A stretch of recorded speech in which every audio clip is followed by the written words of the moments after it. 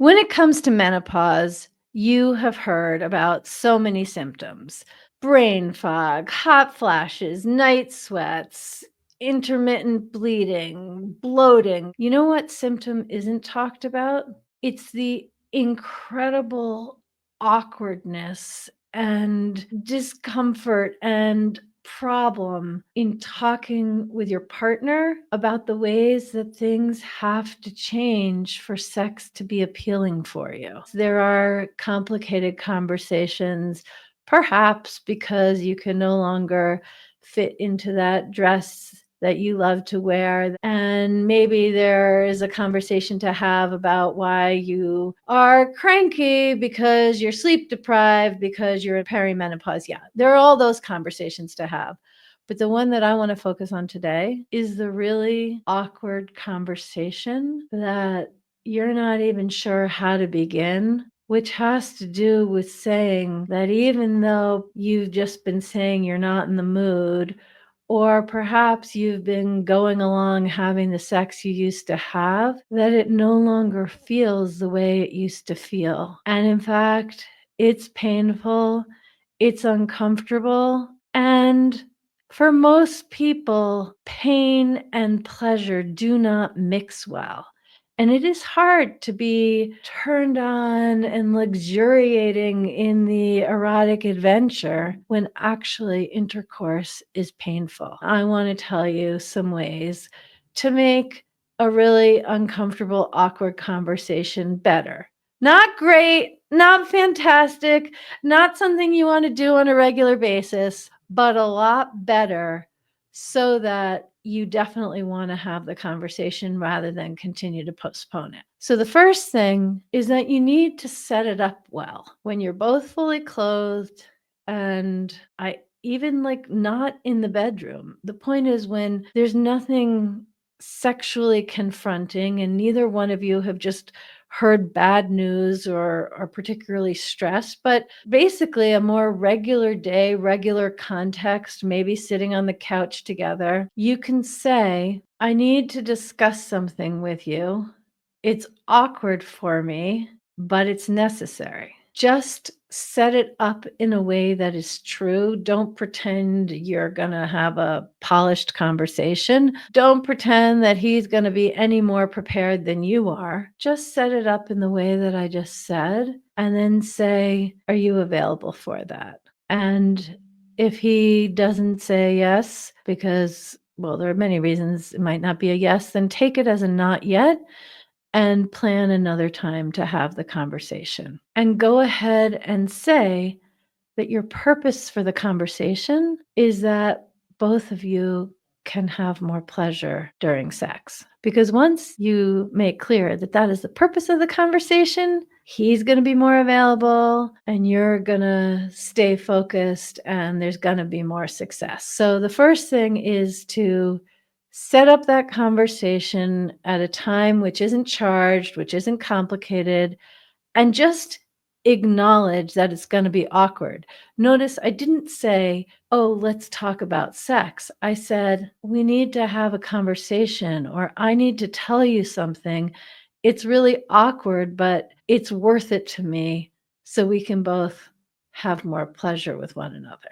Then once the conversation is set up in that way, I have a few suggestions which may feel really basic, really remedial, really like child's play, but make it fun. This does not have to be serious. We're talking about having better sex. So let it be a little bit outside your usual conversation style. So let me just give you a few examples of what I mean. One thing is that if you're afraid that you're just going to turn red and be really awkward, make a point of sitting with your backs to one another and not looking at one another while you have the conversation. That might be weird, but let it be fun. Or maybe you have the conversation in the dark. Maybe you introduce the conversation outside the bedroom, but then you both lie down next to one another. You could hold hands, lie down, and turn the lights off, because it's often easier to have the conversation in the dark where, again, you don't see one another's faces. Another way to do this is actually to have the conversation on the telephone. I'm not really picturing that you're like in different places in the house, but you could do it that way. Just think about what's the part that's most awkward, because very often what's awkward is making eye contact during a complicated conversation.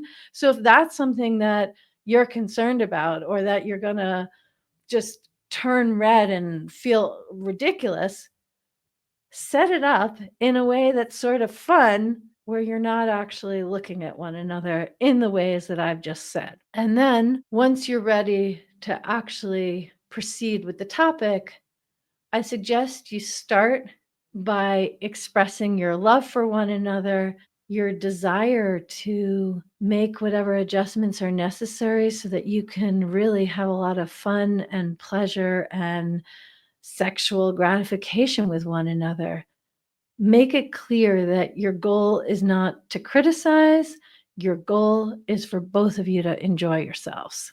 And then once you've indicated the purpose of the conversation, set it up in the most advantageous way, even if it's lying in the dark to have the discussion, and you've said again that your goal is for the two of you to have more fun with one another, then be very specific, not vague, very literal, and describe that you have pain during intercourse.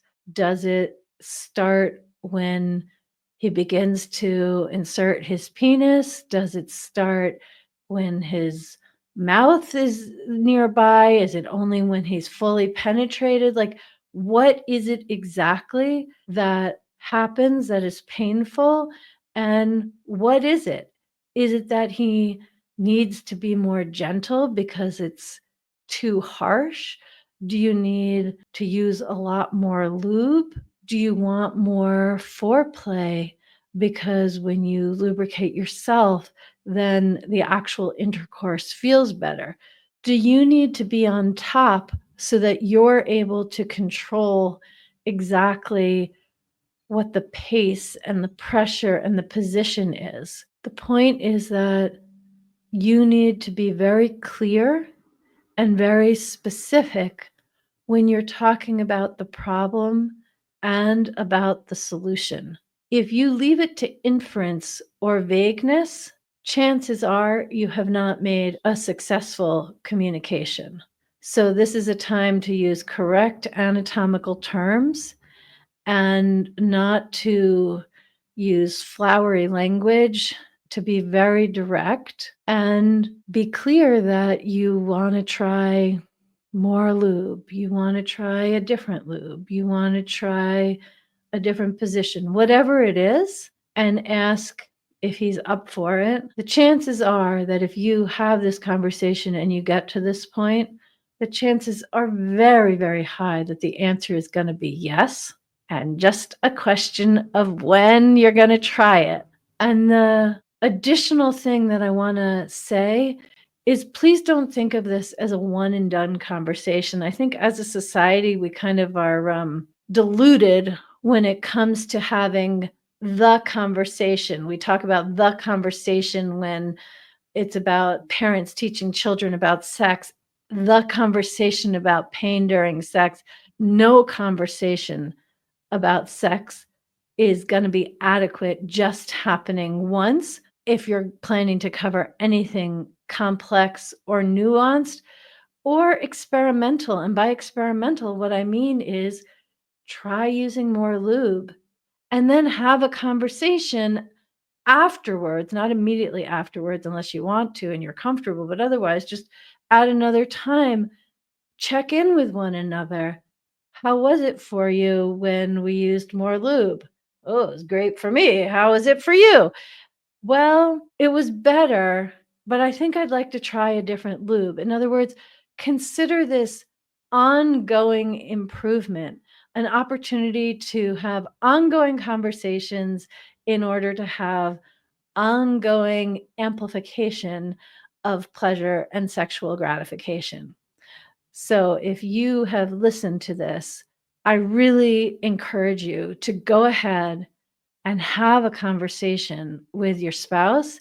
And by the way, if you don't need this right now, go ahead and have a conversation with your spouse about sex anyway, because if you're not having regular conversations about the sex you're having, you're missing out on ways to have so much more fun during sex.